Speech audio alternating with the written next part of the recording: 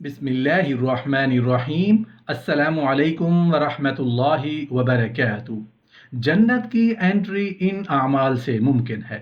कलमा के सच्चे दिल से गवाही देने से जन्नत की एंट्री मुमकिन है।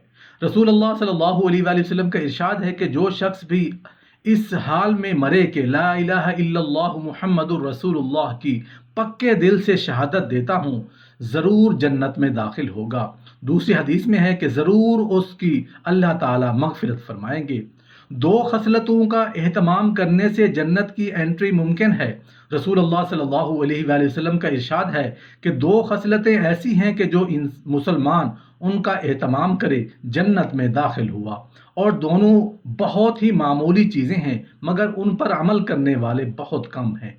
एक ये कि सुबहान अल्लाह अल्हम्दुलिल्लाह अल्लाहु अकबर हर नमाज के बाद 10-10 मरतबा पढ़ लिया करें तो रोज़ाना 150 मरतबा पाँचों नमाज के बाद का मजमुआ और 10 गुना हो जाएगी, जिसकी वजह से 1500 नेकियां हिसाब में शुमार की जाएंगी। और दूसरी चीज़ ये कि सोते वक्त सुबहान अल्लाह 33 मरतबा, अल्हम्दुलिल्लाह 33 मरतबा, अल्लाहु अकबर 34 मरतबा पढ़ लिया करें तो 100 कलमे हो गए, जिनका सवाब 1000 नेकियां हो गई। अब उनकी और दिन भर की नमाजों के बाद की मीज़ान कुल 2500 नेकियां हो गई। भला आमाल तोड़ने के वक्त 2500 बुराइयां रोज़ाना किसकी होंगी। दो चीज़ों पर जन्नत की एंट्री मुमकिन है। हज़रत सहल बिन साद रज़ी अल्लाह अन्हु से रिवायत है कि रसूल अल्लाह सल्लल्लाहु अलैहि वसल्लम ने इरशाद फरमाया, जो शख्स मेरे वास्ते से इस चीज़ का जिम्मेदार हो जाए कि जो उसके दोनों जबड़ों के दरमियान है यानी ज़ुबान, और जो उसकी टांगों के दरमियान है यानी शर्मगाह, तो मैं उसके लिए जन्नत का जिम्मेदार हूँ। उन दोनों आज़ा की हिफाजत कर ली जाए तो जन्नत का दाखिला तय हो जाएगा। झगड़ों से इज्तनाब करने से जन्नत की एंट्री मुमकिन है। हदीस शरीफ में आया है कि जिसने झगड़े को छोड़ा हालांकि वो गलती पर था तो उसके लिए जन्नत के आसपास मकान बनाया जाएगा, और जिसने झगड़े को छोड़ा हालांकि वो हक पर था तो उसके लिए बीच जन्नत में मकान बनाया जाएगा। और जिसने अपने अखलाक अच्छे रखे कि झगड़े के करीब ही ना आने दिया तो उसके लिए जन्नत के ऊपर मकान बनाया जाएगा। सूरह अखलास की तस्बीह करने से जन्नत की एंट्री मुमकिन है। हज़रत अनस बिन मालिक रज़ी अल्लाह अन्हु रिवायत करते हैं कि रसूलुल्लाह सल्लल्लाहु अलैहि वसल्लम ने फरमाया, जो शख्स बिस्तर पर सोने का इरादा करे फिर वो सोने से पहले 100 मरतबा कुल हुवल्लाहु अहद पढ़े तो जब क़यामत कायम होगी तो अल्लाह ताला उससे फरमाएगा, ऐ मेरे बंदे अपने दाहिने हाथ पर जन्नत में चला जा। 1000 बार दुरूद शरीफ पढ़ने से जन्नत की एंट्री मुमकिन है। अबू हफस बिन इब्ने शाहीन ने हज़रत अनस रज़ी अल्लाह अन्हु से रिवायत किया है कि रसूलुल्लाह सल्लल्लाहु अलैहि वसल्लम ने इरशाद फरमाया कि जो शख्स मुझ पर 1000 बार दरूद पढ़े तो जब तक वो अपनी जगह जन्नत में ना देख ले नहीं मरेगा। इतनी बड़ी दौलत को हासिल करने के लिए पूरी जिंदगी में कभी 1000 बार दरूद शरीफ भी पढ़ लें तो मुफ्त में जन्नत मिल जाएगी। बहनों और बेटियों की परवरिश करने से जन्नत की एंट्री मुमकिन है। हज़रत अबू सईद खुदरी रज़ी अल्लाह अन्हु रिवायत करते हैं कि रसूलुल्लाह सल्लल्लाहु अलैहि वसल्लम ने इरशाद फरमाया कि जिस शख्स की 3 बेटियां या 3 बहनें हों या 2 बेटियां या 2 बहनें हों और वो उनके साथ अच्छा मामला रखे और उनके हकूक़ के बारे में अल्लाह ताला से डरता रहे तो उसके लिए जन्नत है। नमाजों का एहतमाम करने से जन्नत की एंट्री मुमकिन है। रसूलुल्लाह सल्लल्लाहु अलैहि वसल्लम का इरशाद है कि हक ताला शानहू ने यह फरमाया कि मैंने तुम्हारी उम्मत पर 5 नमाजें फ़र्ज की हैं, और उसका मैंने अपने लिए अहद कर लिया है कि जो शख्स अपने इन 5 नमाजों को अपने वक्त पर अदा करने का एहतमाम करे उसको अपनी जिम्मेदारी पर जन्नत में दाखिल करूँगा, और जो नमाजों का एहतमाम न करे तो मुझ पर उसकी कोई जिम्मेदारी नहीं। जंगल में नमाज पढ़ने से जन्नत की एंट्री मुमकिन है। एक हदीस में आया है कि जब कोई बकरियां चराने वाला किसी पहाड़ी की जड़ में या जंगल में आज़ान कहता है और नमाज पढ़ने लगता है तो हक ताला शानो उससे बेहद खुश होते हैं और ताज्जुब तफाखुर से फरिश्तों से फरमाते हैं कि देखो मेरा बंदा अजान कहकर नमाज पढ़ने लगा, ये सब मेरे डर की वजह से कर रहा है, मैंने उसकी मगफिरत कर दी और जन्नत का दाखिला तय कर दिया। खुश दिली से ज़कात की अदायगी करने से जन्नत की एंट्री मुमकिन है।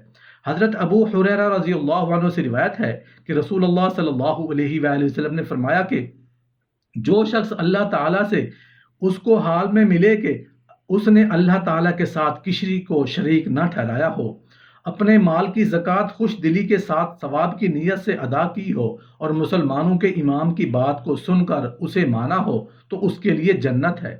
اذان کا جواب دینے سے جنت کی انٹری ممکن ہے۔ حدیث شریف میں آیا ہے کہ جو شخص دل سے اذان کا جواب دے گا جنت میں داخل ہوگا۔ جب مؤذن کی اذان سنیں تو جو کلمات مؤذن کہتا جائے خود بھی وہی کلمات اذان کہتا جائے۔ حی علی الصلاح اور حی علی الفلاح کی بجائے لا حول ولا قوت الا باللہ کہیں۔ سورہ اخلاص کی برکت سے جنت کی انٹری ممکن ہے۔ حضرت ابو حریرہ رضی اللہ عنہ فرماتے ہیں کہ ایک مرتبہ رسول اللہ صلی اللہ علیہ وآلہ وسلم کے ساتھ آیا۔ آپ صلی اللہ علیہ وآلہ وسلم نے ایک شخص کو قل هو اللہ احد پڑھتے ہوئے سن کر ارشاد فرمایا واجب ہو گئی۔ میں نے پوچھا یا رسول اللہ صلی اللہ علیہ وآلہ وسلم کیا واجب ہو گئی؟ ارشاد فرمایا جنت واجب ہو گئی۔ 5 راتوں میں عبادت۔ ایک حدیث میں ارشاد ہے جو شخص 5 راتوں میں عبادت کے لیے جاگے اس کے واسطے جنت واجب ہو جائے گی۔ لیلۃ الطوریہ 8 ذی الحجہ کی رات، لیلۃ العرفہ 9 ذی الحجہ کی رات، لیلۃ النحر 10 ذی الحجہ کی رات اور عید الفطر کی رات اور شب برات یعنی 15 شعبان کی رات۔ سال بھر میں 5 راتوں میں عبادت کر لینا کون سا مشکل کام ہے؟ تکلیف دہ چیز ہٹانا۔